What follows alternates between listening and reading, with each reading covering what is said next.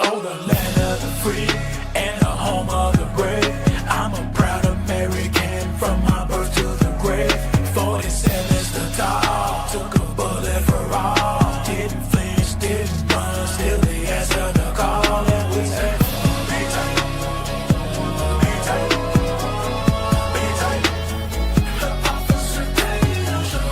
Be tight, be tight, be tight. The Officer Tatum Show.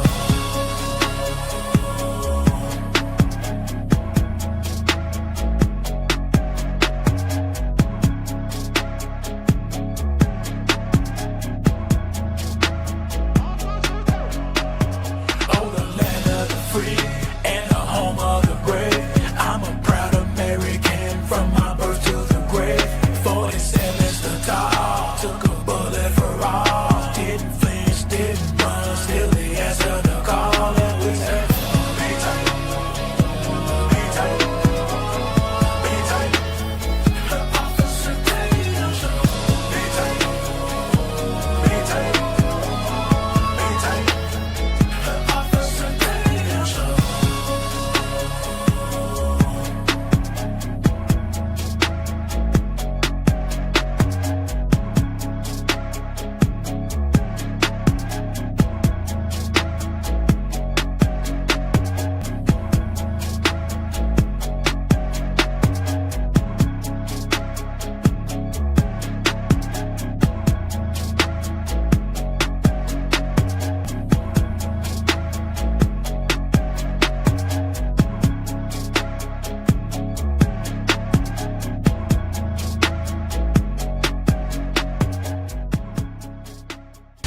If you don't believe that we are in a fight today, you're sleeping under a rock. If you get hit and you lay down and you cry and you fold up in the corner, definitely you will not win the fight. We show up to win. Our culture needs a lot of you young people in here to step up and stand out. There is nothing or no principality, power, division, devil can stop us when we're united. They can only get you when you're divided. When I see the American flag, I see us progressing to something that can be awesome and great. And if you don't plan on winning things, you might as well go on the day. What's going on, ladies and gentlemen, ladies? Welcome back to the Officer Tatum Show. Thank you guys for supporting me. Thank you for joining the live every day, even though it's been scattered at times. But I just want to say thank you. I don't want it to be passed on you that how much I really appreciate you guys, how much I really love the support, all the people that are part of the Tatum Squad, all the people that are part of Tatum Force. I truly, truly appreciate you. If you ever see me in public, don't be shy. I'm not one of those people that's going to big time you. If you see me, come up to me, say hi. If that's what you want to do, take a picture. I'll take a picture anywhere, anytime, except in the bathroom. Don't come at me in the bathroom. Let me finish. And then you can get me outside after I wash my hands. All right. That's all I ask. Okay. But let's talk about a few things, because I don't understand for the life of me why Democrats are so hell-bent on making everything Donald Trump does, which in my opinion is acting in good faith, they make everything he does a problem. And instead of them congratulating or supporting facts and truth and things that make this country better, they rather hate on him and look like complete nut jobs. What are you talking about, Brandon? I'm talking about this DC takeover thing. I want you to listen to Scott Jennings. And I'm going to play a clip of Scott Jennings. I'm going to play a clip of the naysaying media. And then I'm going to show you what the residents of DC is saying. I can put it on my life that anybody that's watching this right now that live in DC don't have a problem with what Trump is doing. Nobody want to walk around DC with homeless people everywhere, carjackings everywhere, smell like weed. It's ghetto. It's the Capitol, for crying out loud. You should be able to go and step in front of and look at the White House and the monuments and everything be cool without thugs and young people robbing people. Why do they push back on things that are benefiting America? This is how they continue to lose elections. Scott Jennings, tell us what you got. Well, what about that idea? What about the idea that this is, even if one supports this effort, it's a Band-Aid, right? It's not like hiring 500 additional cops in D.C. And I think they do have a staffing shortage in the D.C. Police Department. They need to fix that. I don't know what's authoritarian about putting some extra eyes and ears on the street, getting criminals off the street to keep people from being murdered and carjacked. Nobody in their right mind believes Washington, D.C. is safe. And to say the president's trying to help us keep people from getting murdered and carjacked and we have to stop this authoritarian push, it's just sort of ridiculous rhetoric. These Democrats don't know what to do with themselves. Every time Donald Trump tries to do something, they reflexively feel the need to oppose it without thinking through the political implications for themselves. You think Democrats are taking the bait? Well, I think they're acting like idiots here. The city is crime-ridden. I saw a guy get murdered in Union Station in February at 4 in the afternoon. I saw the body hit the floor at the bottom of the escalator on the second floor. And so everybody who visits there, everybody who lives there knows it's a serious problem. You have extra eyes and ears. They've arrested criminals. They're getting illegal guns off the street. People feel safer. Tourists feel safer. What is the problem? Margaret? Now, let's talk about this real quick. People that live in D.C. already know what it is. You can't find a genuine person in D.C. that say Donald Trump is wrong for stopping crime. Donald Trump is wrong for getting these knuckleheads out the street. Donald Trump is wrong because I won't get carjacked today because the carjackers are going to jail. Nobody's saying that. Nobody's saying Donald Trump is wrong because the streets are safer. No human being in the right mind believes that. Let me give you a couple statistical data points. Juvenile arrests are down 20% in 2025, but still high violence. 200 violent charges and 50 carjackings. Like there's 50 victims of carjacking. Carjacking is when somebody steals your vehicle by force. This is not you in the house, you come out your car gone. Oh, what happened to my car? No, it's like somebody uses force against you to take your vehicle. That is traumatic.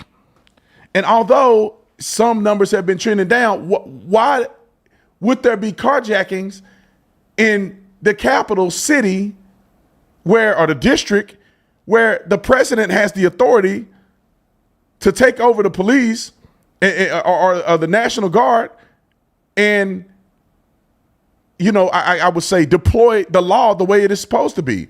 The numbers and the short staff that they have is not applicable if the president can do something about it. And that's what he's doing. Why wouldn't you want to live in D.C. where there's zero crime?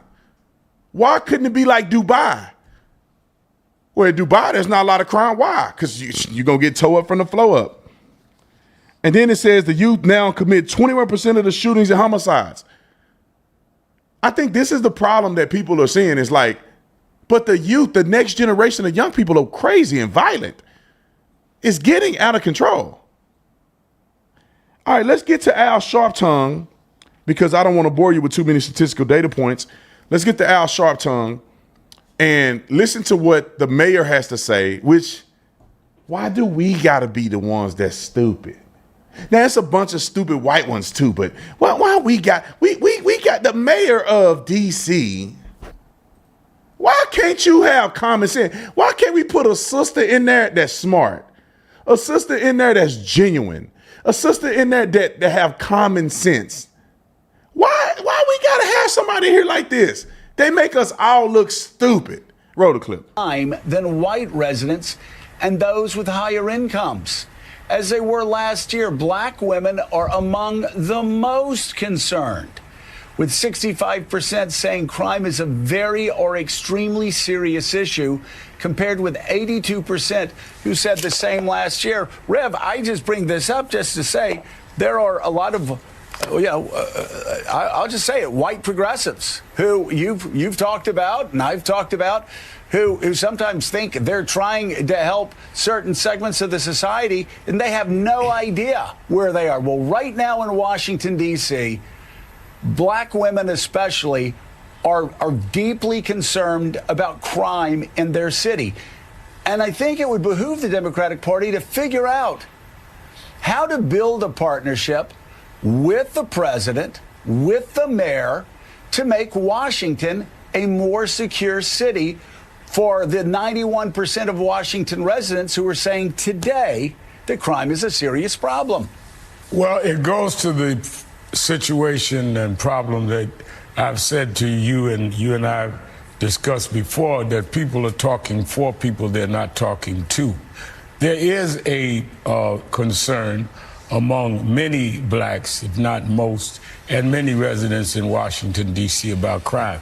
We have an office of the National Action Network there, so I'm familiar with it. I go in and out. I talk to the people that work for NAN there, led by a woman, a black woman.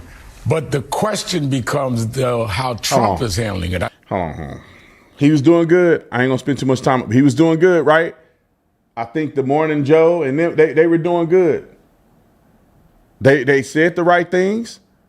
I felt like Al Sharpton, he decided to at least admit that black residents are saying the things that they quoted a minute ago, that most of them are concerned about crime. Many of them black women raising the ones that committing the crimes. But people are genuinely concerned. Why can't you just let the main thing be the main thing, Rev? Now he got to say this. Roll the clip. I think the problem is not that there's an argument about we need to deal with crime. Even though the data says it's going down, the perception and the reality is there. The question is, Donald Trump, the only convicted felon to ever sit in the White House, by the way, pardoned criminals who assaulted police, who threatened the life of the vice president, and did not reach out and try to meet with the mayor and local law enforcement and say, how do we work together to end crime? He just came in, said, I'm taking over, and then announced I'm going to other cities, all of whom have black mayors, Los Angeles, Oakland, Chicago, New York. I'm going after all these cities, not one Republican city, not one white mayor. So for people to suspect him and his motives and the way he does it is the problem. I think what leadership there should do is what Mayor Bowser said. They're willing to sit down with the administration, and anyone else should, and say, let's deal with the problem. But don't become the problem, and don't tell us on one hand you can sit January 6th and watch people beat up cops while you're sitting in the White House doing nothing, and then come back 5 years later and say, I'm taking over the city. And Rev, as you have spoken. All right, come on, let's debunk the myth, the mythology. We know that Nancy Pelosi, who had the authority at the time to deploy, decided not to. They refused to. How do we know this? It's because the day after January 6th, they deployed military personnel who was sleeping in parking garages and had stayed there overnight. They put up barricades and everything after the fact. So if the FBI and government officials had intel that Trump supporters were going to do this, and that's not everybody, half of the people just walking in and out of the thing, just being stupid. But if they knew, why didn't they set the national security, the National Guard up and set the fences up and stuff protecting the Capitol building the day that it happened? We know, people, because they wanted it to happen. They wanted Trump to look bad. They instigated some of it. Some of the instigators didn't go to jail. And they act like every cop was getting beat up by these people. It was a few conflicts that had happened, and those people deserved to go to jail. Many of them went to jail. But at some point, time served, okay?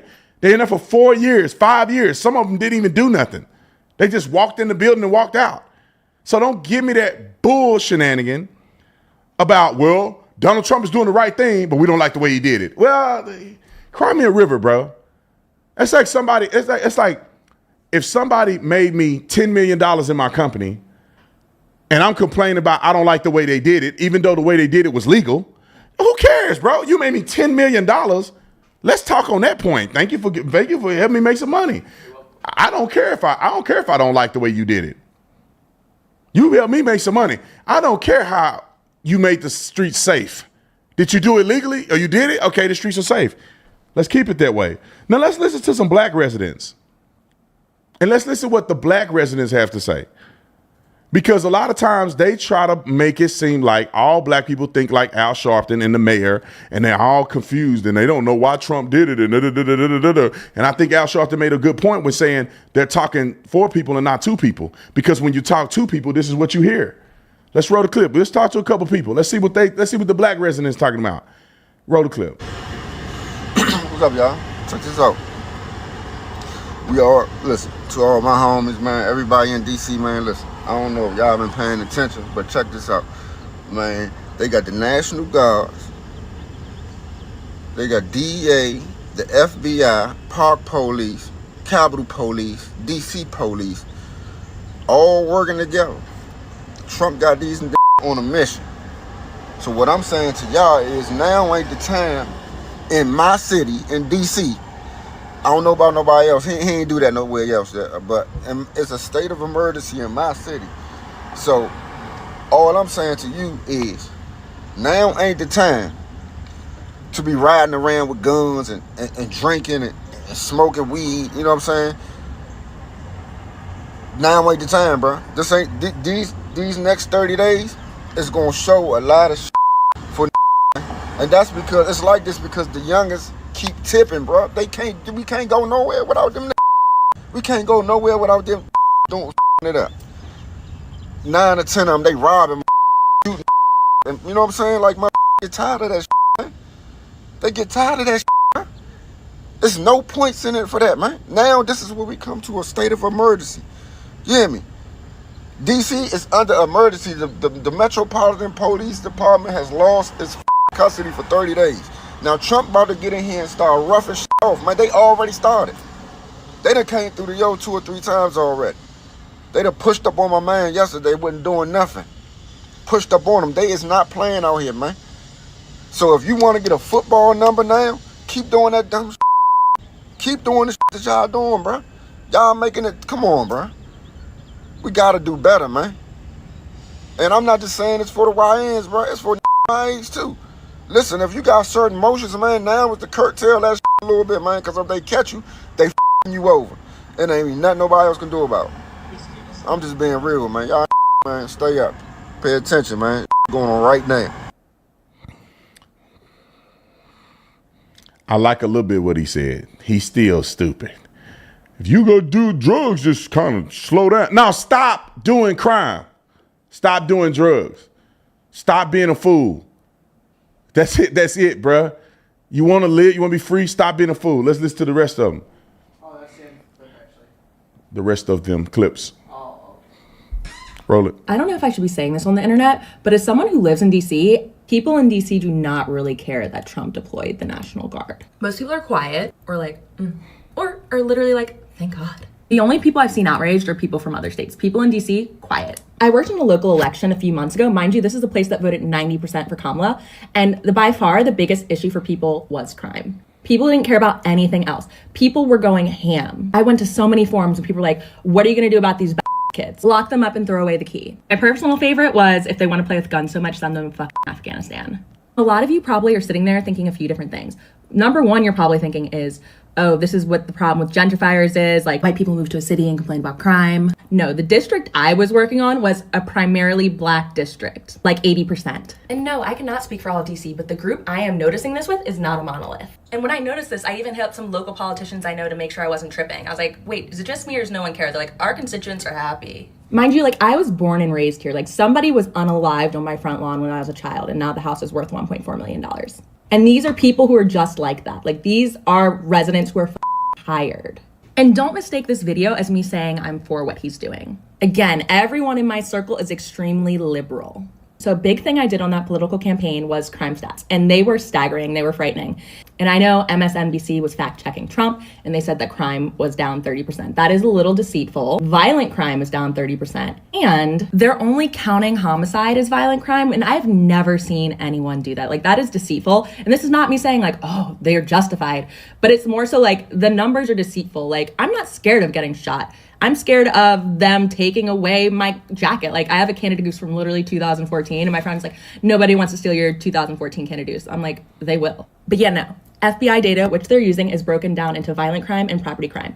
And they're like assault, battery, homicides, robberies, and one more, or like, I don't even know if robberies are violent crime. They are only including homicides. Nobody here is scared of getting shot. And the thing is, even if homicides are down, the fear of being like assaulted, robbed, carjacked is still in your mind daily when you go into DC. It doesn't matter. Like, I know in the election, a big thing people were saying, like in the local election, like, it doesn't matter if crime is down if people don't feel safe. And people don't feel safe in DC right now. And it's funny because the only people I actually have heard that they say that they feel safe is like white people who live in Navy Yard, which is like not a place you should feel safe. Fun fact, I had a friend get robbed twice in Navy Yard, on a Friday and then a Sunday. And when they robbed him on Sunday, they couldn't even take anything because he didn't have a phone or wallet yet. Another really interesting thing I've seen in like my sphere is that it's the Black people talking about crime, not white people. And I think white people kind of understand like, oh, like if we talk about this, like we're in a gentrified space, like, but it is the Black people talking about this, which is interesting because I think a lot of people from across the country wouldn't expect that. And when I mean talking about this, it's talking about how crime is out of control. The bottom line is people in DC do not feel safe. And anyone who tells you otherwise just isn't paying attention. Like any resident who's like, I feel safe, you shouldn't. And yes, even though crime is down, like this is another thing, like I've done a ton of data analysis, used to be a data analyst, went to MIT, like I'm good at math. Even if there's a drop in crime, if the crime was like out of control to begin with, like a drop doesn't really matter. Like you have to take it in context. Truly only my friends from other states who have been like outraged about it. People from DC have been silent, where they're just like, Or people are like, thank God. Again, this is not me justifying how it's being done, but I'm saying that people from DC like don't actually mind what's happening. And that's why they're not being that loud about it, because they're tired. I know a couple years ago, a lot of my friends started saying like, I don't even drive into DC anymore. Like I don't want to because they're going to bust my windows, which is like very possible. Like every time I come back to my car, I'm like, phew. Now people are like, I don't want to drive to DC because I'm going to get carjacked. And then we realized they're carjacking the Ubers too. And if this actually blows up, I don't want to hear anyone being like, awful take. It's not a take. This is not me saying I agree with it. This is me saying what is happening. And you could be like, oh, well, my friends care. Okay, good. People should care. Now, I was trying to fact check what she was saying about violent crimes and different things like that. And this is what I was saying yesterday about the disingenuous nature of how these crimes are reported. Now, allegedly, carjackings are considered a violent crime. But carjackings, like for instance, people say crime is down. I was looking at these statistical data points, and every statistical data point that I'm seeing, whether it's genuine or disingenuous, is pretty much saying that crime is down. It says overall crime is down 7%. Now, do you think the average person is feeling a 7% drop in crime? No. A person is not feeling a 7% drop in crime. You don't feel the difference in crime if it's 7%. 7% is not a lot. And then you go down here, it says violent crimes specifically is down 26%. Now, this is where the problem happens, because violent crime is a lot of variables included in that, right? It says homicide is down 11%. That can be one shooting less this year than last year.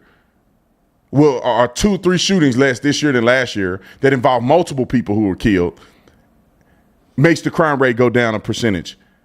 But the fact that 300 people, or how many other people that die every year, is insane, especially in a small city, especially because most people that are affected are people of color. The sex abuse is down 50%. Now, sex abuse is another one of those crime statistics that has a lot of variables to it. Because if people are getting abused but not reporting the abuse, that does not mean abuse isn't happening. That just means people are not reporting the abuse. So therefore, criminals are still committing the crime. They just don't statistically cover it. So I'm not saying that that's the case, but I'm saying you got to look at these things, and you look at the residents who are lamenting that crime is out of control, and you look at stats and you go, well, why doesn't the stats match what the public is saying? And that could be because the stats are not consistently representing what it should. Assault with a dangerous weapon is down 20%. Robbery is down 29%. Burglars is down 19%. Motor vehicle theft relatively flat, only slight changes. Other thefts down to 6%.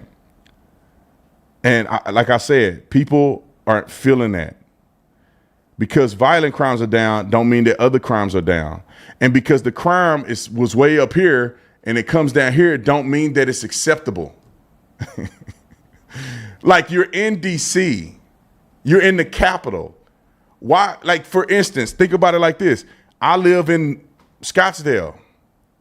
Where I live at, crime is, I don't know how much crime happening here. Murders, I don't know, maybe every 5 years somebody get murdered or something. I don't know. I don't see police officers nowhere.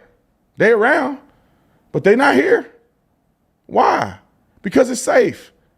I can walk around at night without my gun, even though I won't, but I could. I could leave my door open. I leave my keys in my car. I do whatever I want to do. Our community is safe. Why can't residents in D.C. afford the same safety and security as I would in my community? Is it a rich or poor thing, right? If you don't have a lot of money, you got to live in poverty and be unsafe and getting robbed every day and having shootouts on your street. And if you got money, you have the privilege of not being around the mess. I don't think that's fair because we all pay into the system of taxes that helps with public safety.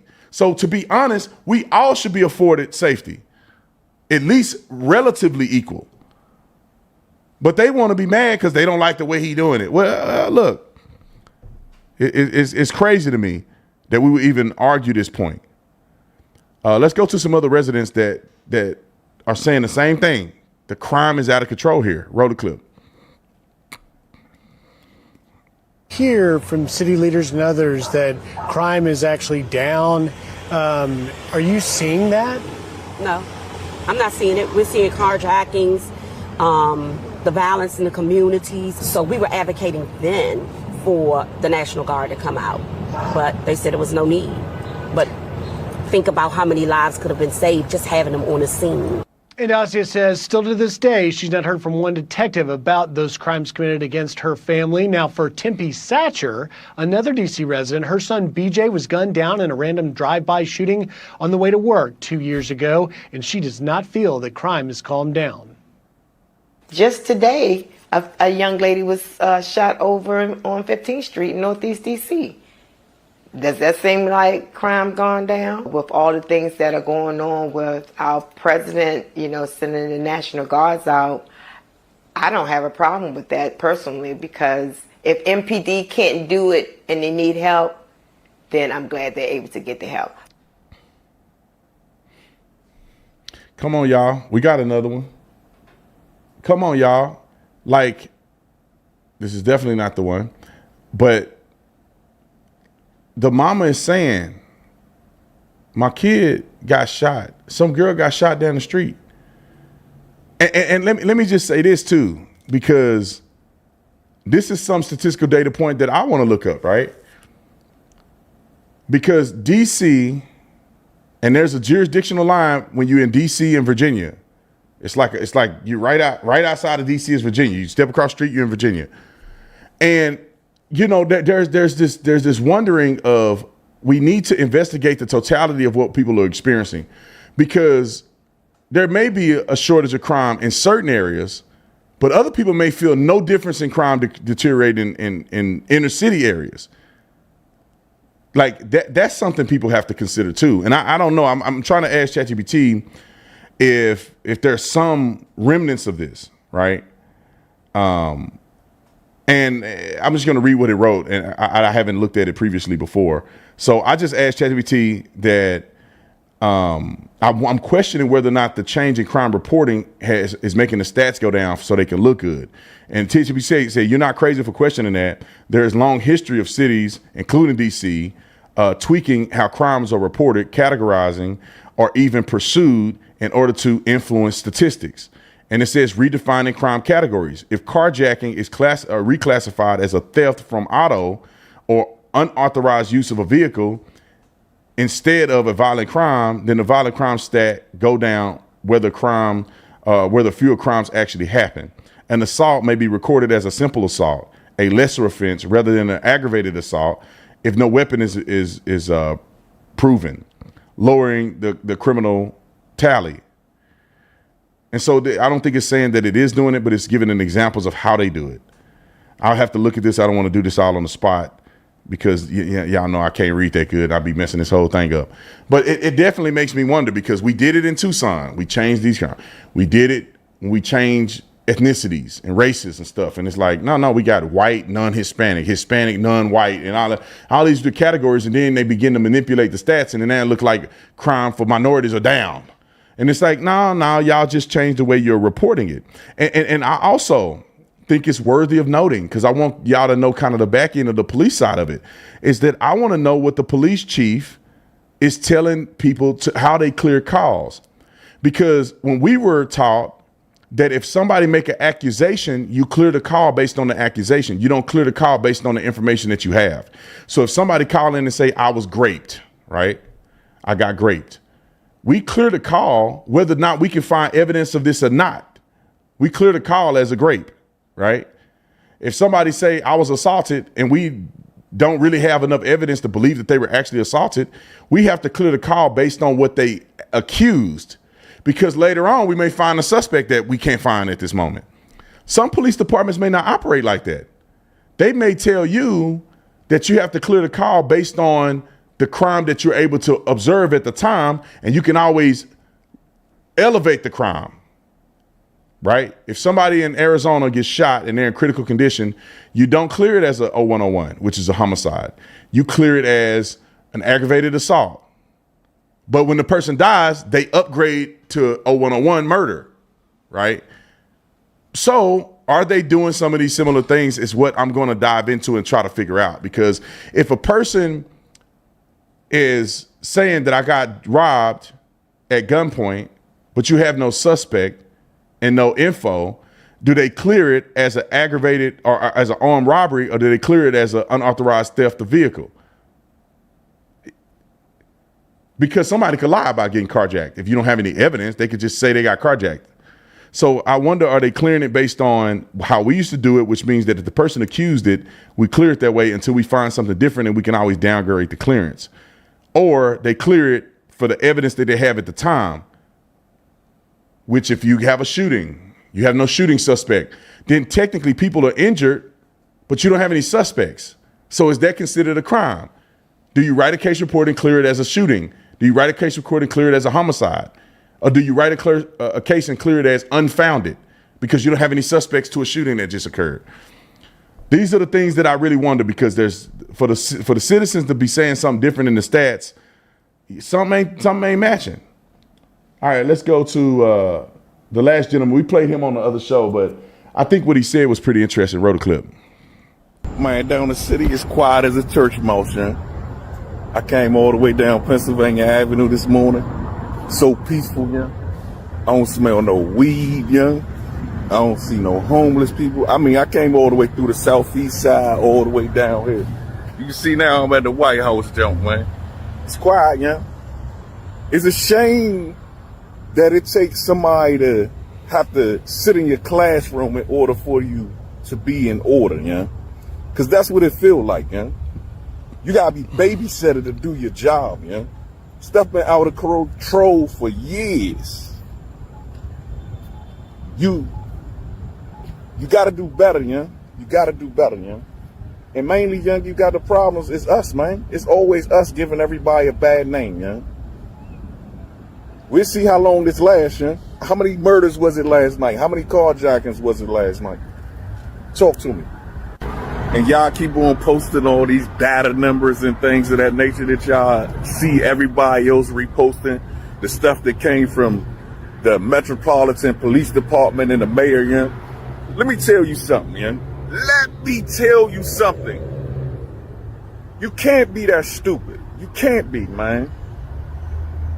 Who enters that information to get that data analysis, yeah? People do. You can enter whatever numbers you want to make whatever report show what, but you can't hide the crime, young. You can't do it.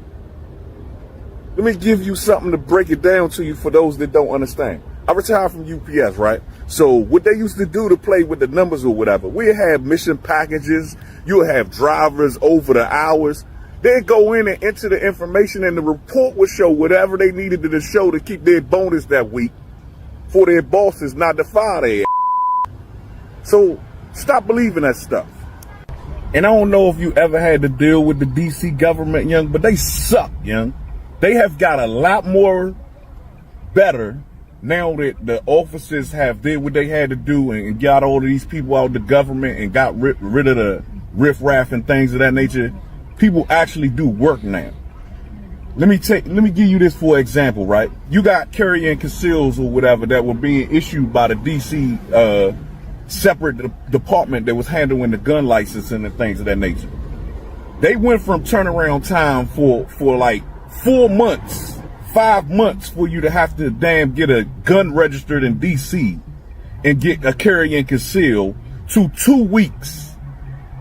It used to take you 3 months just to get an appointment to talk to somebody and take your information and your gun down there. Now, you go online right now and they got appointments available tomorrow. How does that happen? What changed? You put some fire under their now they want to do some work. All right, I looked up some stuff that I think is pretty interesting, at least for us to consider. Like I said, right now, I don't have any evidence. And to be honest, the city leaders aren't articulating what they did to make the crime go down, right? I mean, I don't see them saying there's a police shortage. I don't see them saying we added more law enforcement officers. We did this, this, and this is why the crime is going down. They're just saying crime is down year over year. It's like, well, what did you do to make the crime go down? Because if you can't articulate something that you've done, this could be an anomaly or you could be fluffing the numbers. Let me give you something to think about in post-production, Nick. You could just make it look sweet. Because I'm going to go back to this point. Redefining crime categories, right? And I said this before. It says if a carjacking is reclassified as a theft from auto or an unauthorized use of a vehicle instead of a violent crime, that could change the statistical data points. If an assault might be recorded as a simple assault, which is a lesser offense rather than an aggravated assault, if no weapon is proven, lowering the serious crime tally. Also, there could be a change with counted. They would change what's counted. Some police departments switch reporting systems from the old FBI Unified Crime Code to the new National Incident-Based Reporting System. These systems count crime differently, which can cause sudden drops or rises in stats, even if the real-world crime level hasn't changed. Reporting compliance issues. It says police sometimes disregard reporting. For example, telling victims of crimes that it doesn't meet a certain threshold or suggesting that they settle disputes privately. If residents stop reporting because police won't help them, then crime appears to go down. Like I have seen it happen in Tucson. Somebody would get things stolen out of their car and they're like, the cops are never going to show up. It's 6 hours before I ever get it. Somebody breaking this person's house. Cops are going to show up for 10 hours. Like might as well just take my losses because the cops ain't gonna do nothing anyway. When people feel that way because of the response times, they quit calling. If women get assaulted by certain men and they like, man, the cops ain't gonna do nothing anyway. Like I have no evidence. I woke up knowing that something happened to me, but I was drunk and I don't know, so I'm not gonna report it. That does not mean that crime is going down. Here's another thing, political pressure. Obviously, we all know that city leaders have incentives to show progress.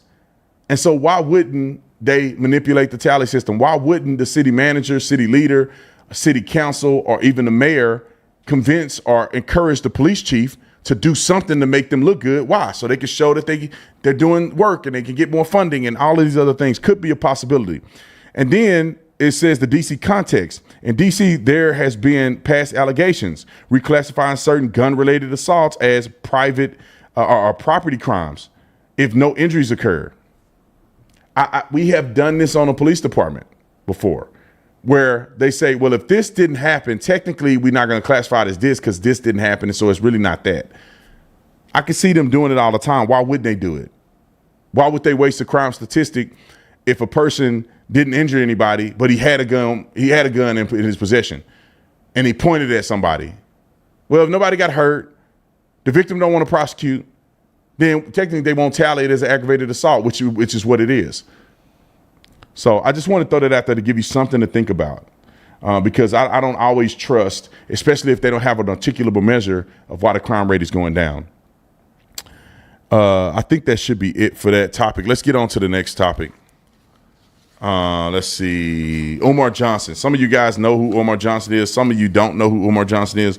But this fool have been lying to the people and trying to raise money for a school that don't exist for decades.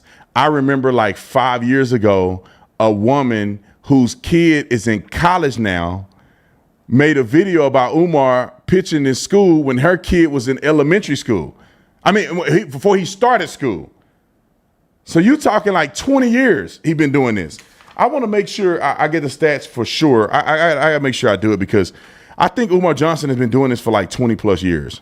He's literally been grifting and simping on behalf or simping to the people, claiming that black people it is, black queens, and do all other stuff to raise money.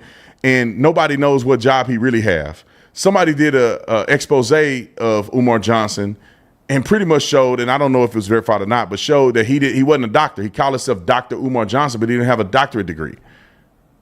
And so he comes with this thing, say, I'm Dr. Umar Johnson. He made his claim to fame that he's going to build this school for boys or a school for black kids so that they can have a great, expansive education, and it never came to fruition. I'm going to look it up real quick. How long has Dr. They call him doctor. He is allegedly not a doctor. Umar Johnson been claiming to build a school? I think it could be like 20 years now. It's some crazy number. I'm gonna see if they can figure it out.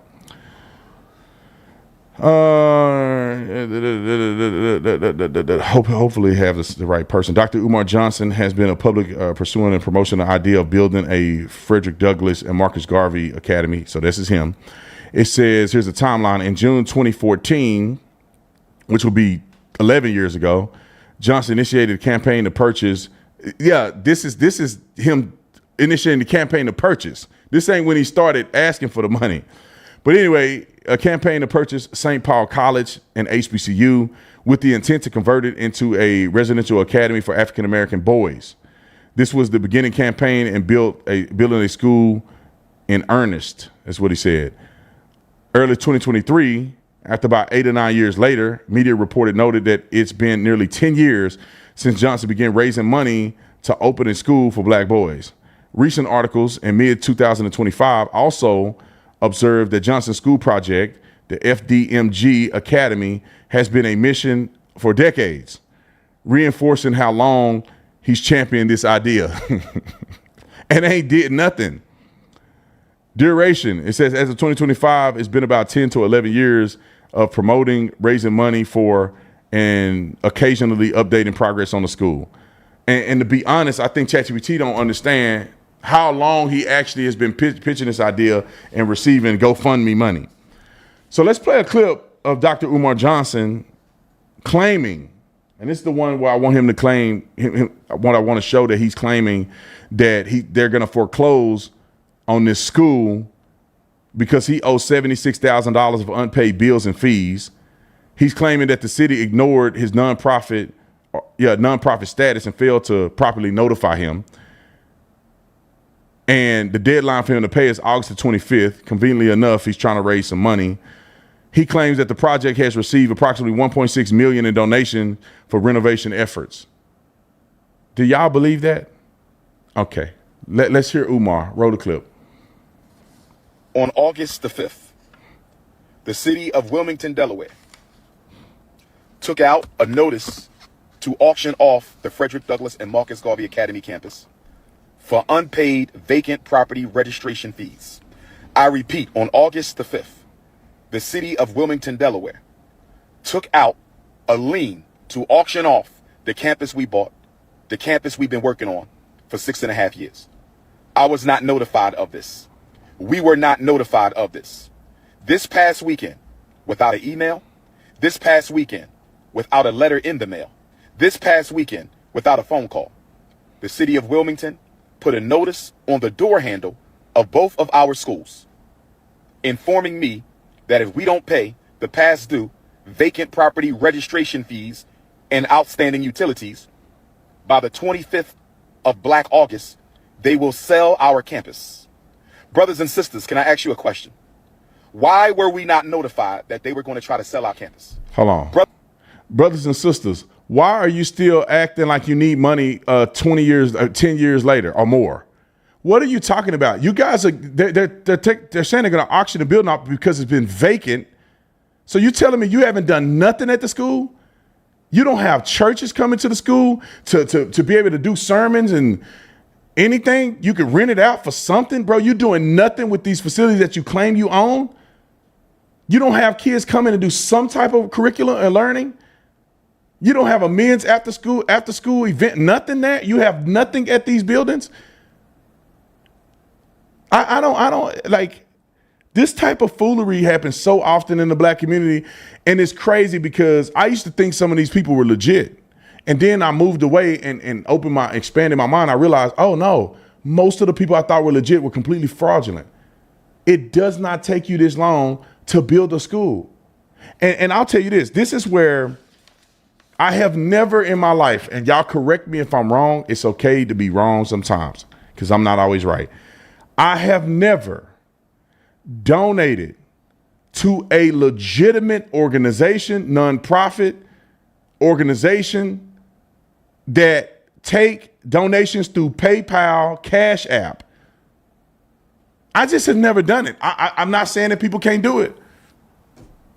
But normally people go through proper channels so that they can get tax deduction, they can get you the forms that you need to file on your taxes. But when you talk about people paying Cash App and PayPal, to me, it seemed like an easy way for you to divert and say, these funds are personal funds. These funds are done for this. I don't even know. You should have to record all of this stuff. I don't even know if when you get audited, it's people like Umar Johnson even putting the donations that come through these unorthodox channels onto his P&L or whatever else you got to produce for a nonprofit. You know, when people come and support, and I'm not even a nonprofit, when people come to give to causes that I geared them in the direction to, there's always a link to a payment system that we can track. Like we gave money to Salt and Honey restaurant for people that wanted to donate to them because of the atrocity that happened to them, in my personal opinion. You go through a system that we pay for that helps us navigate and make sure that there's no fraudulent behavior going on when you give. And then we have a reporting system that comes from the giving. Therefore, it's all tracked. And we have to do that for our books. And we are not a nonprofit. Whenever I tell you guys, whether it's the House of Refuge, whether it's, say, the Storks, whether it's Prison Fellowship Angel Tree, you guys are going to a verified website that have a verified donation platform that you click on and you go through the process, and they can then verifiably give you tax deduction paperwork before you file your taxes. Maybe I'm wrong, man, but I don't see how people doing PayPal and Cash App and telling you to donate to a school that he made $1.6 million on and haven't built it yet. What are you doing? Okay. Let's play the rest of these clips. This one, the next few that we have. Brothers and sisters, why are they trying to sell our campus at the very moment that our accounts are frozen? Brothers and sisters, is it a coincidence? Is it a coincidence? Is it a coincidence that the city of Wilmington is trying to sell properties that we own and have been working on continuously behind our backs? They were going to sell our schools behind our backs. They didn't even tell us that they were going to try to sell our schools. We received no notice in the mail. We received no notice by email. We received no phone calls at all that they were going to try to sell our schools. Instead, they put a notice on the door handle. Somebody stole one set of notifications and sent it to the YouTubian struggle streamers. Somebody stole the Frederick Douglass High School paperwork off the front door and sent it to the struggle streamers. But luckily for us, Sister Ra Ebony was able to get the paperwork off the Marcus Garvey School before the haters stole that paperwork. I believe, brothers and sisters, and please let me know your opinion. I believe, brothers and sisters, and please let me know your opinion.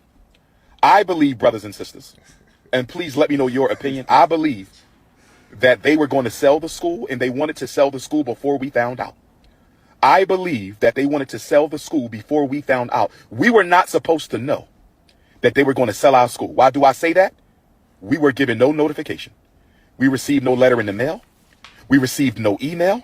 We received no phone call that they were going to try to sell our schools. Instead, they put a notice on the door in a low-income neighborhood. They put a notice on the door with rubber band and masking tape.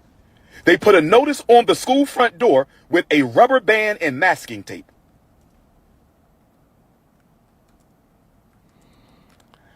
So much stuff to jump into. First of all, I don't believe nothing he's saying. Conveniently, his accounts are frozen, and conveniently, they stole the paperwork.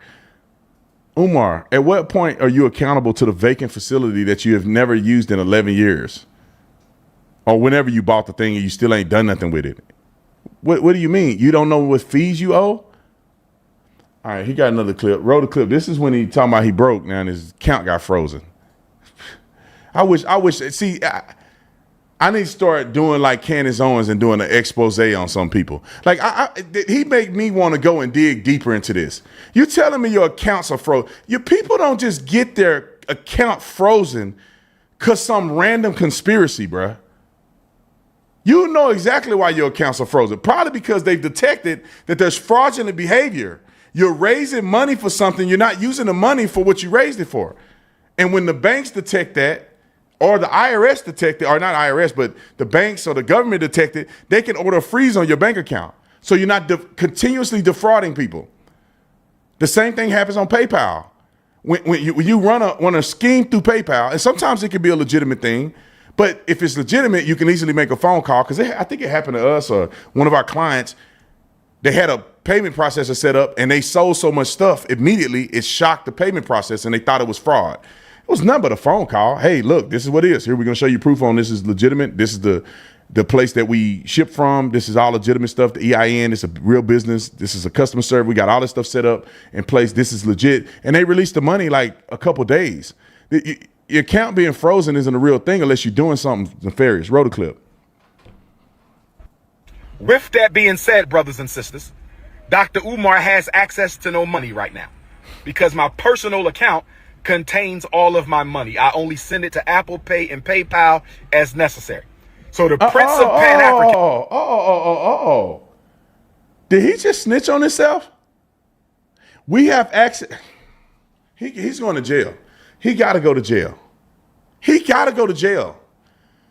He says that he is a nonprofit organization. I'm assuming nonprofit status with the Marcus Garvey Frederick Douglass Institute Academy or whatever it's called.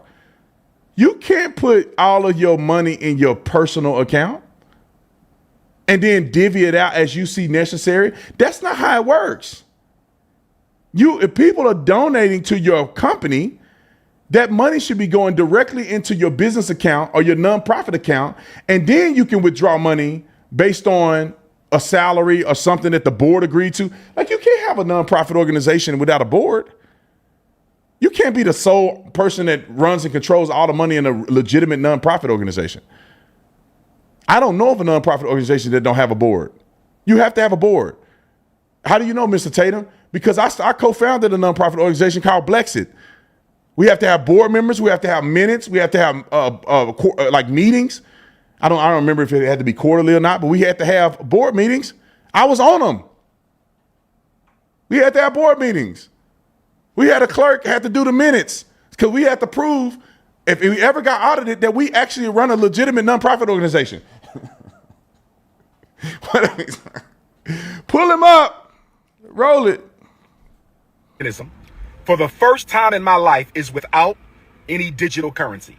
So for my loyal supporters out there, if you can spare a few dollars so I can take care of Queen Mother Ifatunde and myself until my bank account is frozen or canceled so I can get my money back and open up a new account, please hit my Apple Pay or hit my PayPal.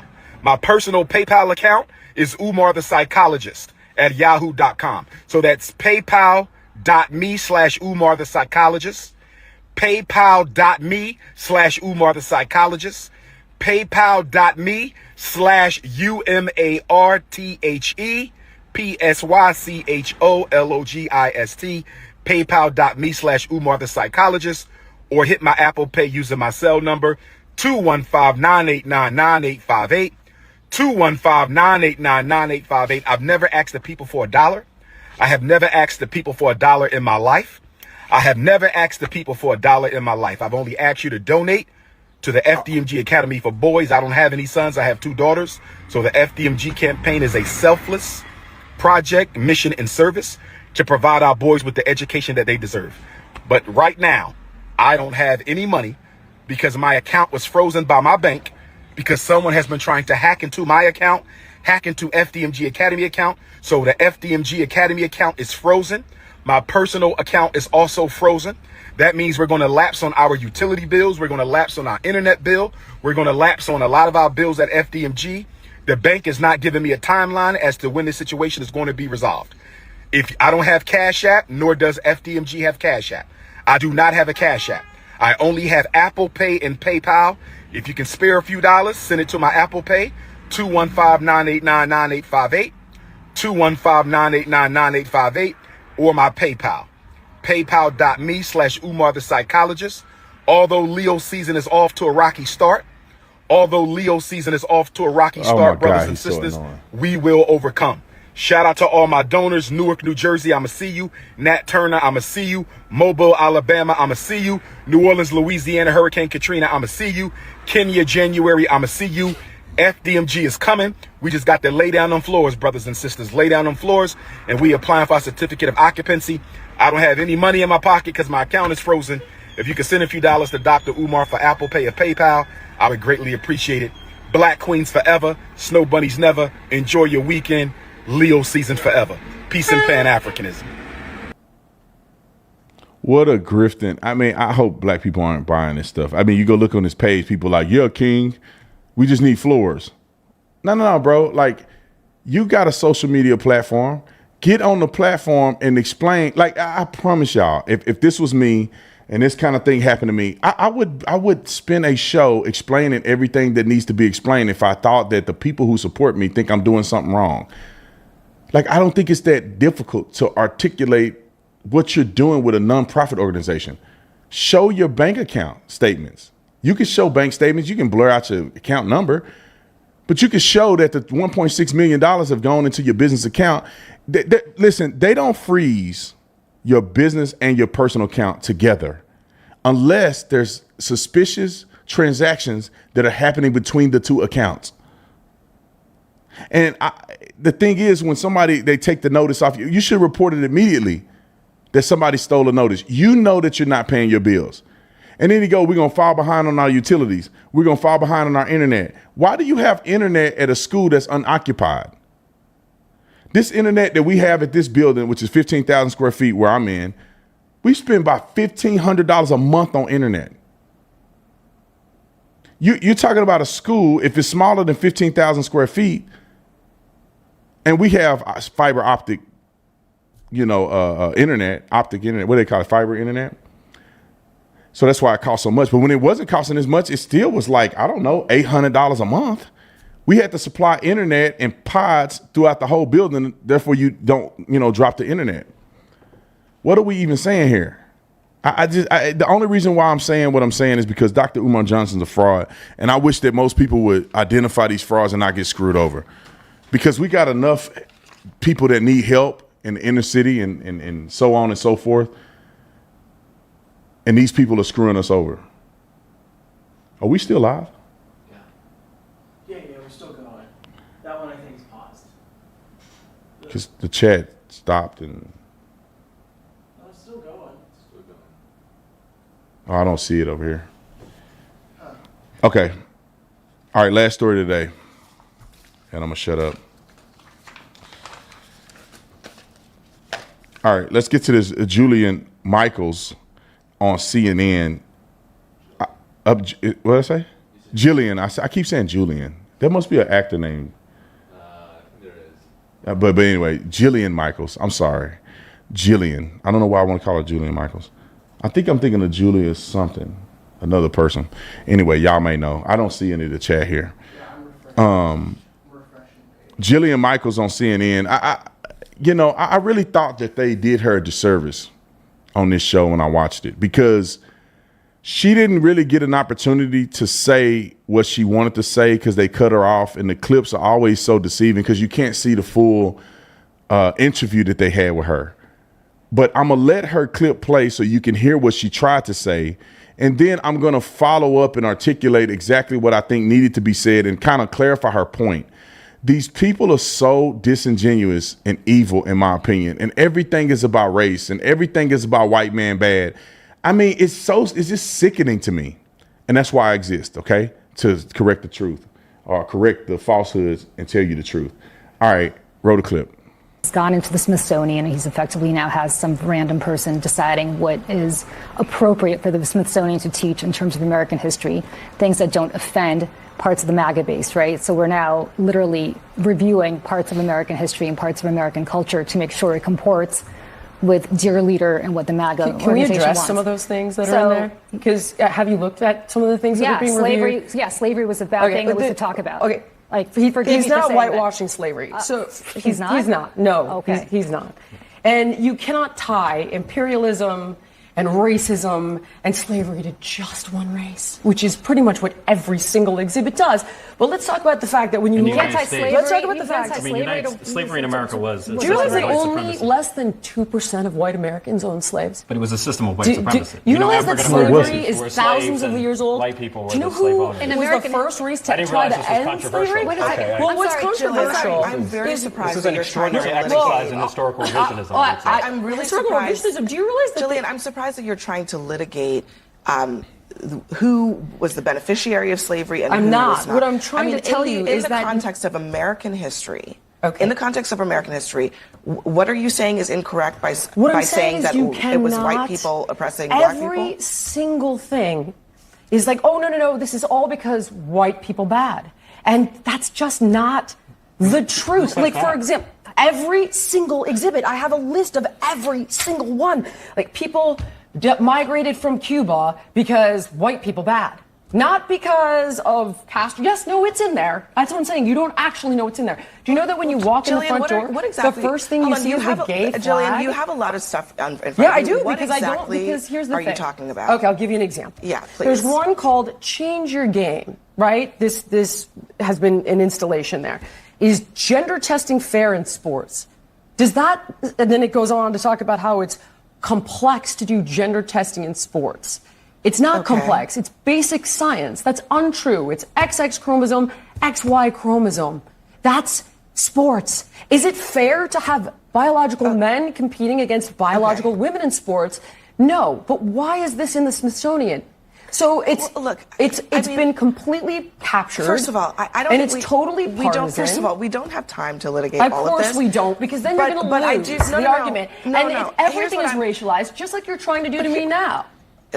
Excuse me. It's like, I can't believe you're trying to suggest, that slavery is a good thing. Just to be clear, you brought up race. No, this was a conversation about the arts, and you brought up race. It isn't. You brought up. But the whole point of this is that the issue you brought up slavery, and you brought up the question of whether. You brought up the question of whether or not slavery in the United States is about race. The answer is yes. No, it's not about race. In the United States, don't straw man my argument, because that's not what I said. So what are you brought up talking about? Slavery, and what I was talking about is that this isn't really about that. When you make every single exhibit about white imperialism when it isn't relevant at all, that is a problem. So when you're talking about Cubans leaving Cuba and you make it about white people bad, that's not accurate. Can I just say something? That's my point. All right, we're going to move on from that. Now, when I was a kid, this stuff used to eat me alive when people used to team up on me. It makes me violent. It makes me violent on my mind when people team up on you and they try to, look at this stupid. Y'all see him.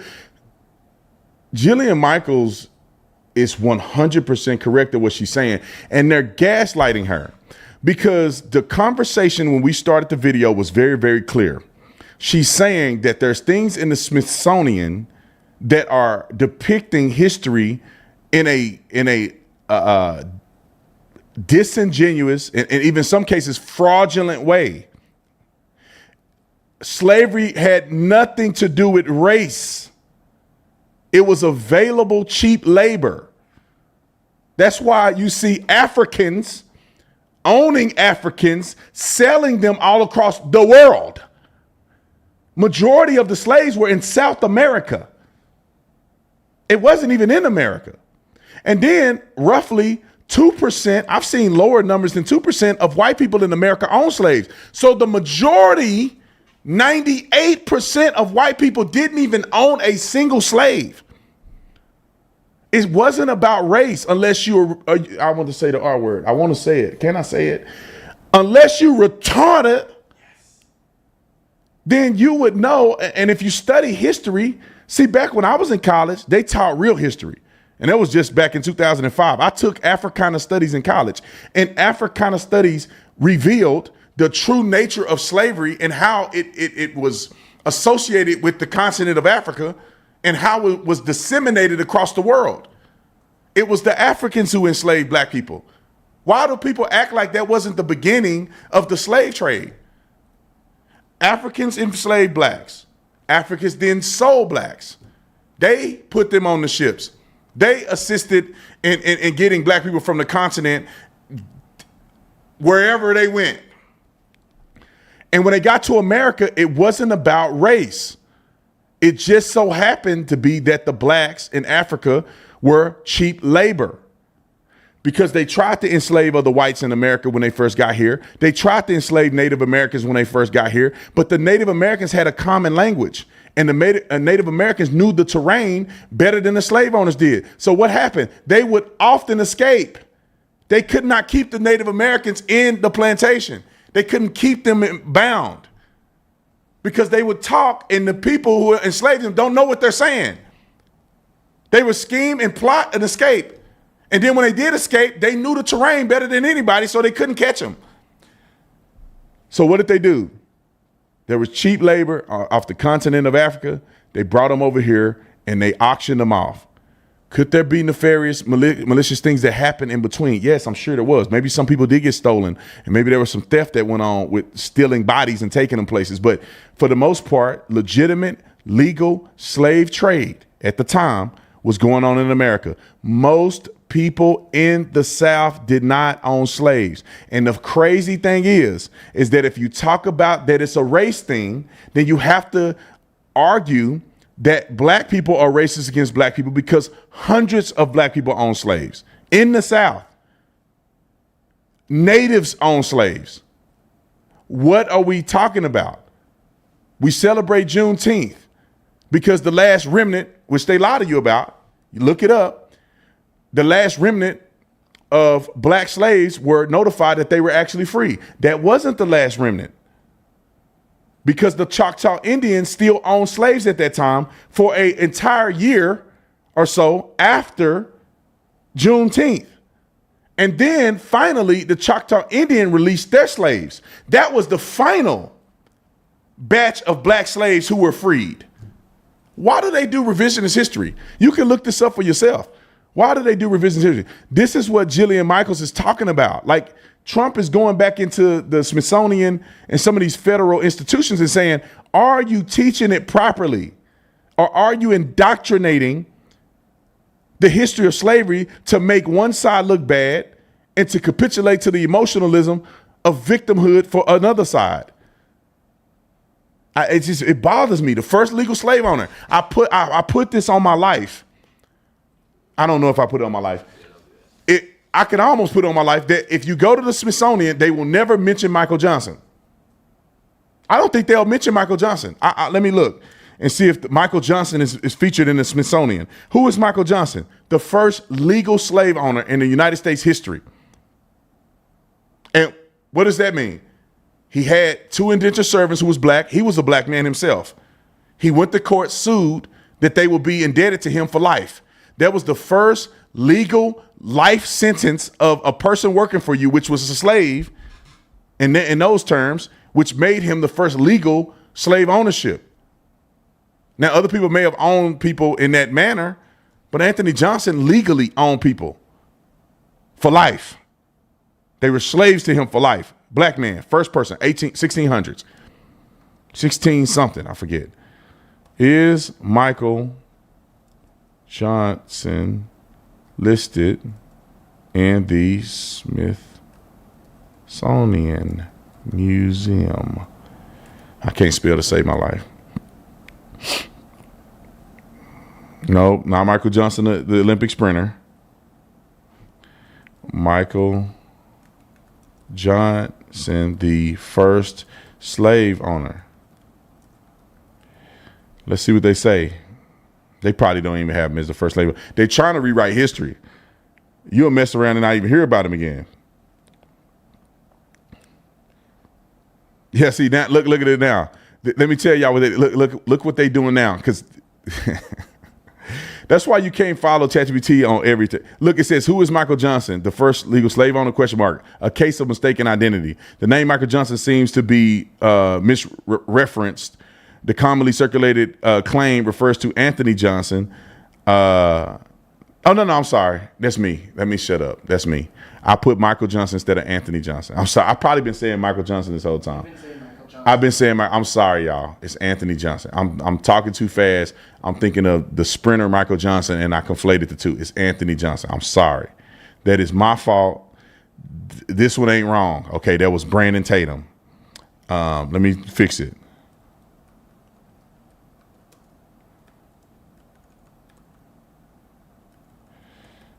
I didn't recognize it till right now. I was like, what? Let's see if it gives me some accurate information now. And I got the accurate person in there. Okay. Short answer, Smithsonian does not have dedicated exhibits or lists Anthony Johnson by name in the public-facing collection. His case is sometimes referred to in broader Smithsonian educational material about early slavery in colonial Virginia, but he is not a feature figure like Frederick Douglass or Harriet Tubman. Why? This is the type of stuff that Trump is trying to rectify. Why is it that the first legal slave owner in American history in the 1700s, 1700s, why is he not featured as an individual worthy of researching? Why? Like that's kind of interesting, wouldn't it be? That's kind of important to note that there is a black man who's considered the first legal slave owner in the history of this country. Well, let's learn about Anthony Johnson. Let's learn about Anthony Johnson. Who was he? How did he become this? What happened in the court system? What was the court system like that a black man can sue and be taken seriously in courts in the 17th century? I mean, the 1600s, 17th century. I'm sorry, y'all. When I don't sleep, I stumble over my words. But at least I'm honest enough to correct it. Why don't we talk about him? Why is he not featured? Because I think it's important to know who was the first legal slave owner. And if he was white, he would be there. The fact that he's black, it damages their narrative. I would wonder in the Smithsonian, let me see if this is in the Smithsonian, is Harriet Tubman's husband in these?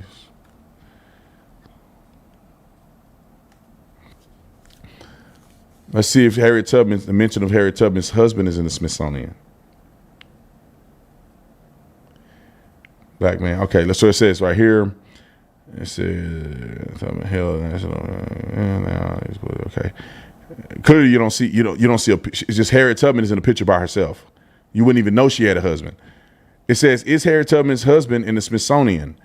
John Tubman, first husband. Harriet married John Tubman, a free black man, around 1844.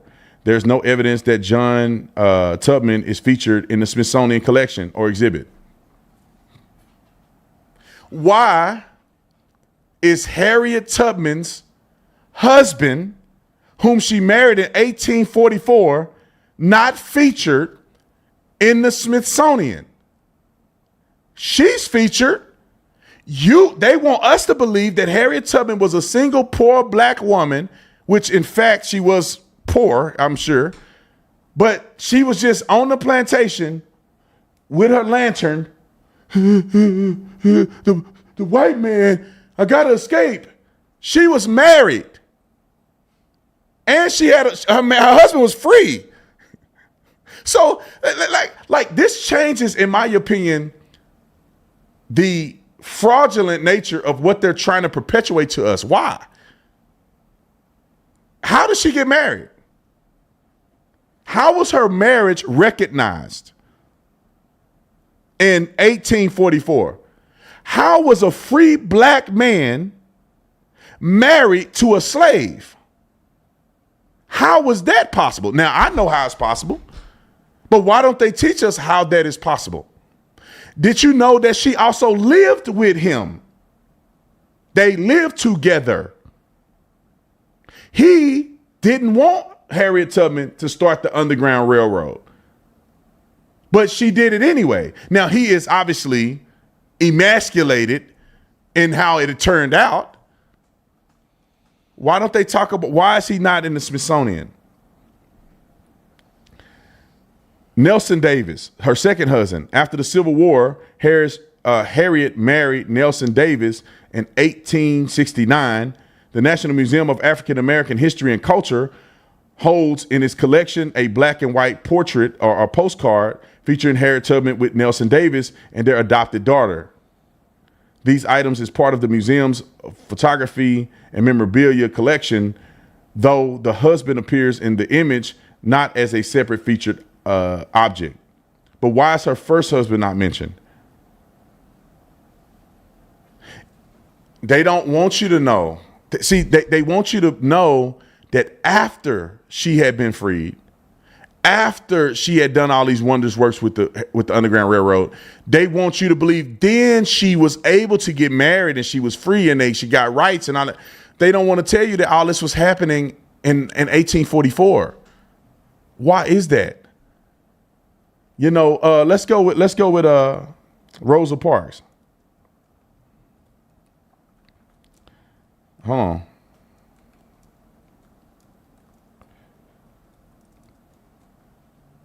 Let's see if they're accurate about Rosa Parks.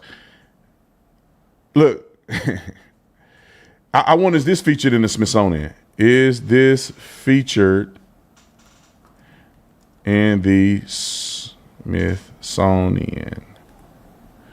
So Harriet Tubman had a car when she sat on the bus during segregation. Why would Harriet Tubman ride a bus if she had a car? And on here it says, yes. Did I say Harriet Tubman? I mean Rosa Parks. I'm tripping, y'all. I'm talking too fast. Rosa Parks. Sorry, y'all. Don't judge me today. I didn't sleep. I got 2 hours of sleep last night. Rosa Parks did have a car, and it actually is preserved at a history artifact. Okay. The Smithsonian National Museum of African American History and Culture. Oh, maybe. Okay. It's in there. They put it in there. This is the same year that she made history by refusing to give up her seat, seated in Montgomery, Alabama. While her car wasn't directly tied to the boycott itself, it's part of her personal history and is displayed and helped tell her broader life story. But I will digress on that they at least mention it. I didn't see it when I was there, but allegedly they mentioned it in there. But why would she have a car and be sitting on the bus? Because they staged outrage to push a political agenda. And I think it's wrong to do that. Was it really a big issue that did black and white people feel the same as the narrative that was created? You get what I'm saying? And I'm starting to go back and be very skeptical of the civil rights movement. I'm very skeptical now. I used to be like, yeah, that's one thing that we all agree on, the civil rights movement. No, hold on a second. I'm seeing the same trends with propaganda as we saw with Black Lives Matter. You had people going and staging hate crimes in order to get the appeal and emotional appeal from the masses so they can push an agenda. Martin Luther King wasn't a conservative. Martin Luther King, although he claimed he was a reverend, you could not find any of his sermons public. Martin Luther King was a Marxist. Martin Luther King, if you look at the decline of the black community after the civil rights movement, you say, well, wait a minute. Rosa Parks had a car. Wait a minute. Rosa Parks had a car. Oh, they went to Montgomery, Alabama. They went to they migrated to places. They bused people into places that they felt that there would be a heightened conflict, which means that the people that actually lived there did not have a conflict. They came in and created a conflict. Let's give you an example. White people have a cafe here. Black people have a cafe over here. White people don't go to black people cafe. Black people don't go to white people cafe. Ain't nobody tripping. Black people cafe, they cooking food better than white people cafe, according to the black people. And the white people don't want the black people there anyway because they don't get along. It's good. You over here with your life, we over here with our life. Ain't nobody really tripping. It's rare that you would go to you don't need to go to the restaurant because black people have their own restaurant. But what happens is Martin Luther King and these activists bust people into the city and then have them stage in the white restaurants, invoking a response. And they do it until they get the response they want. And they go, look, they're beating us. Look, this is how black people are treated. Black people ain't even going over there. I wonder, do we all know that black people had their own bus line when they did this? Let's see. Is it featured in the Smithsonian or Black History Museum that black people had a bus line during Rosa Parks protest? Let's see if that's one of them.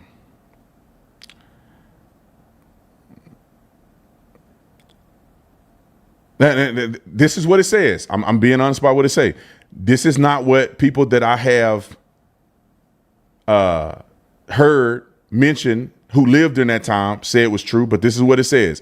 It says, was there black only? Well, it says black only, but was there black only bus lines? It says no. During the Montgomery bus boycotts, there was no separate black only bus line. Instead, the black community organized alternative transportation systems to avoid riding segregated buses. They walked, they carpooled, and black owned cabs.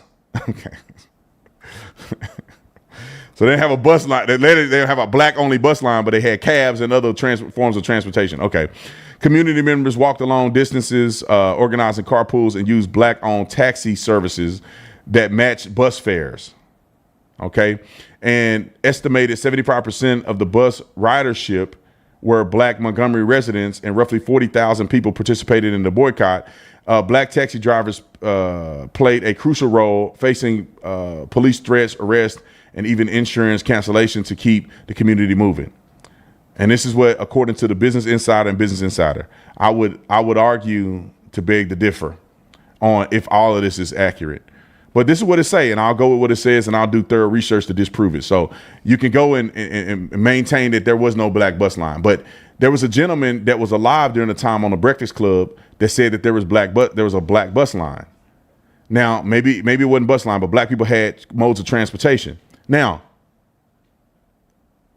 why wouldn't, after they begged the white man to get on the bus and they got the right to get on the bus, why didn't black people also create an alternative bus line? You know, I just, you know, there's a lot of things here that I think that's not really, I don't know, it's not really presented properly. It's not really presented fairly. So anyway, I could continue to go on. But I'm not. I gotta go. I gotta go to my son's practice. But anyway, I'll answer the super chats if you guys super chatted, and also if you're still hanging on for dear life on this live stream, my Substack. I write Substacks on things that I don't necessarily cover, or I clarify things or go a little bit more into detail and with a sharper contrast.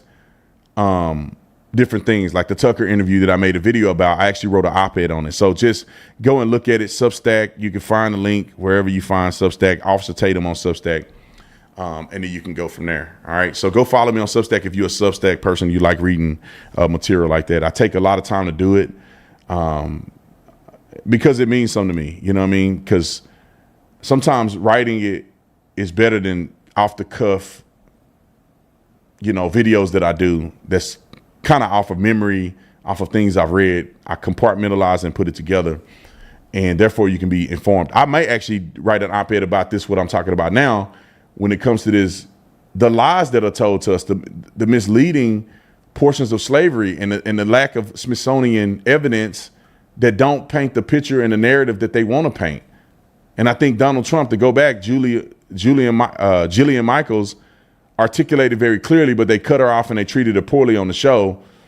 And that's why I don't want to go on shows like that, because they're going to kick me off, because I'm going to get mad. And I'm going to be yelling over people and everything and say, well, what's up then? Kicked off the show. All right, I'll take care of the super chats. I'm just going to take over control. All right, I'll get the super chats real quick. And thank you for those who have super chatted.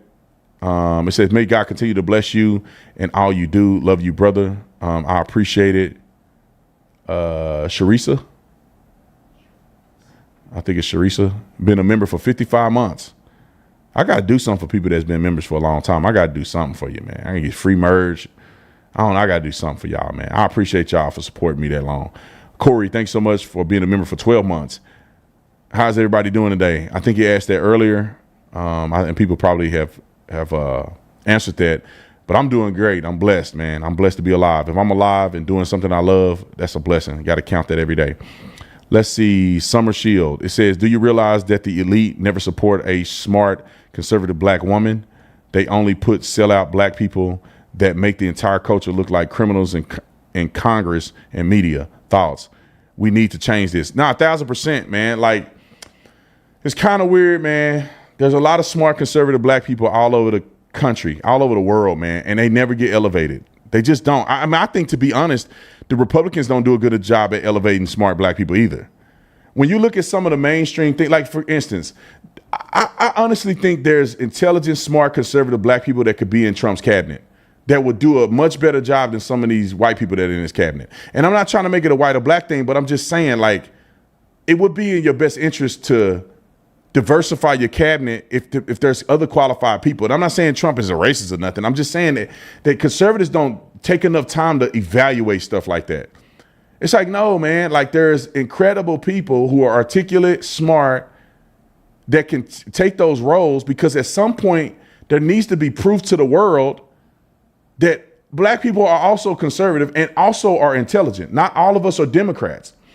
And if I was the president, I would make sure, and I know people may be mad at me for saying this, I would make sure that I collectively find a variety of people that can represent very well. Meaning that if I got 10 people and if I have 40 people and they're all diverse, I'm not just gonna go through and pick all white people.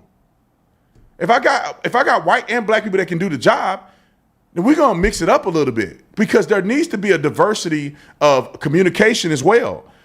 And we got to understand that, because the left does it better than us. Now, if there's no qualified black people, then that's a difference, right? If there's no qualified black people, then I can't pick you. You know what I'm saying? But if you're talking about a communications director or somebody that, like, if I was the president and there is a person that's going to speak on behalf, what is it called? What Caroline Levitt does, the press secretary. You know, like, in my mind, I want to see, give me the best press secretaries I can find from every background.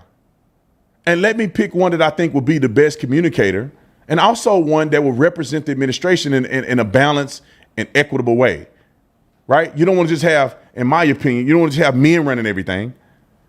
There's places for women to be in there. You don't want to just have white people running everything. There's places for black people, African people, the other people to get in there. You don't have to check lists or Chinese or that.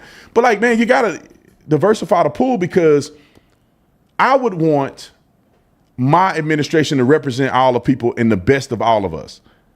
Therefore, people can see themselves, their background, their culture reflected in what we all stand for. Democrats do it, but they do it at the behest of quality.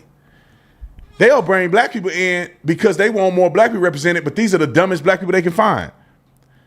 I mean, maybe I'll get some heat for this, but I just want to see, you know, there's a part of me that wish that there was a little more diversity, right? I'm like, P. Hegseth and all these other people, it's all white people. And, like, I'm like, that just make it look like conservatives are only white. That's what I see it. Conservatives are only white. And I think it just exacerbates this idea that black people are just stuck on stupid, because none of us is smart enough to be a Republican. You know what I'm saying? That's how I feel. People get mad at me. Oh, only white people follow you. That make black people look bad. A dude that's speaking common sense and only white people won't hear common sense make black people look bad. It don't make me look bad. Summer Shield says, another thing being soft on crime and not holding the young accountable is not helping them one bit. They will never learn and will just repeat the cycle. 1,000%, bro. That's like your own child. Like, you let your kids just do whatever they want to do. That's not going to work out well. I should sue Officer Tatum for all the ASU slander. Hey, how your boy Scatterboo doing? Scatterboo-boo. Little Scatterboo had a boo-boo on his leg. He ain't gonna play in the season, man. Scatterboo, I think he was a college athlete. I don't think he's gonna do well in the NFL. I hope he does. It don't hurt me for him to do well. I just don't think he will. Let's see. Moving. Save time and money. So somebody's pitching something here. Service your next truck with. I'm not gonna read it, but the audience can read it. Only because if you want to advertise, bro, you can pick up an advertisement spot if you want to. I'll read the ad for you. All right, let's see. USA United will never be defeated. Thank you for the super chat. It says Surviving Dispatch. Let's see. Survival Dispatch YouTube channel said look up the insurance claim for reporting stolen vehicles. Cities can fudge numbers, but people will still file the claim. It said look up the insurance claim for reporting stolen vehicles. Cities can fudge numbers, but people will still file the claim. I think I understand what you're saying.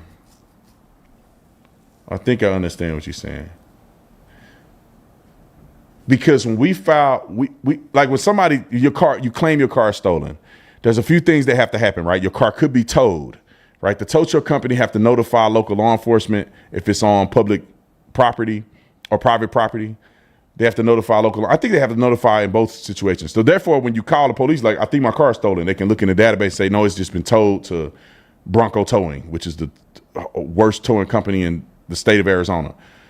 So they can say that, or you have to sign the promise to prosecute if they catch the person with your car that you're going to prosecute. But I can see how the city can say, there's no suspect. It's not a stolen vehicle. It's just unauthorized use of the vehicle. Because technically it is, right? There's no suspect. That the person could be lying. I can see a city doing that. Let's see. Queen B. Love y'all. God bless us all. Much love and many prayers. Thank you. Eddie, welcome to Tatum Squad. Lisa, thank you. Welcome to the Tatum Squad. Let's see if let's see. Let's see. Cat 808. Hey, Tatum, I'm a fraud investigator for an insurance company.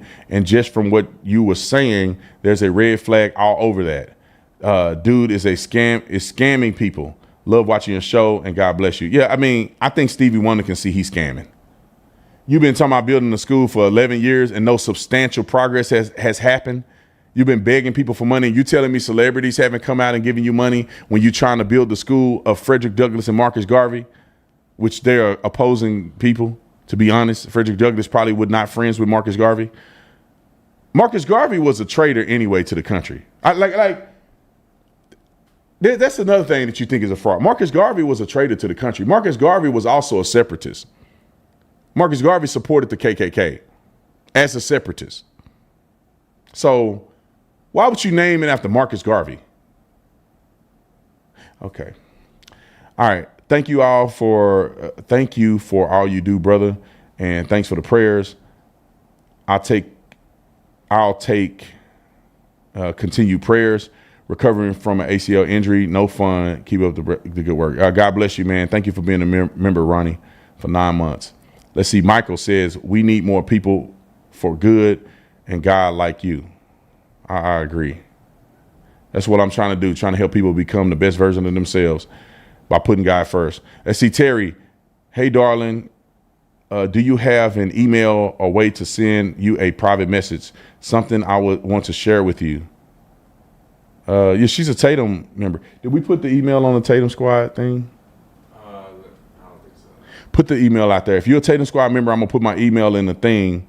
And if you want to send me something private, you can send it to that email, and we'll try to get back to you as soon as possible. Okay. So for all the Tatum Squad members, you want my email to contact me, I'll put it in the post. It's only for members. Good topic. God wants us to stop arguing and start obeying him. Stay blessed and nothing less. Amen. Praise God. Praise Jesus. All right, let's see. Old Camperman. They don't want people to know the truth about history. It will ruin their game. GBY, you and family. I guess God bless you and your family. Thank you so much. Let's see. Corn Pop. How much to advertise the drinking bros? Blocked Corn Pop on YouTube. That's the one way, is to pay for a super chat and have me read it. That's one way. I don't know. I'm not gonna, the drinking bros. Oh, that's, I guess you're saying how much is for advertisement. I don't know. I'm like slow. Are you advertising that the drinking bros blocked you on YouTube? Is that what it is? I don't know. I think they're asking if you want to advertise the channel or something. Yeah, it's weird because it says to advertise the drinking bros blocked Corn Pop on YouTube. I think that's actually the name. Well, the drinking bros is only capital. The blocked Corn Pop is not there. I don't know. Having me talk about it right here is a good way to do it. Let's see. Our prime minister put out a message saying it was a 2-state in Palestine. Now he is back peddling because Hamas put out a message and video thanking him. Man, anybody that recognizes Palestine as a state separate from Israel is an idiot. They're not a state. They're a territory that Israel, in my opinion, I love for them to continue to be able to run and control to a certain degree, because these people are nuts. They believe in a cultish, evil doctrine that's hell-bent on murdering Jews, in my opinion, murdering Jews. They're not friendly. They're not as friendly to Christians as Jewish people are in Israel. It's just stupid to me. I heard that, from what I read, that Netanyahu offered a 2-state solution to them many times and they rejected it because they don't want a 2-state solution. If you are living in apartheid there's a genocide committed against your people, why would you want to live in a 2-state solution with those people? No, you want them dead and you want to take over the whole land and you don't want the Jews to be around no more. You want Sharia law to be apparent. But anyway, I love you guys. See you on the next one. I'm out. Oh, the land of the free and the home of the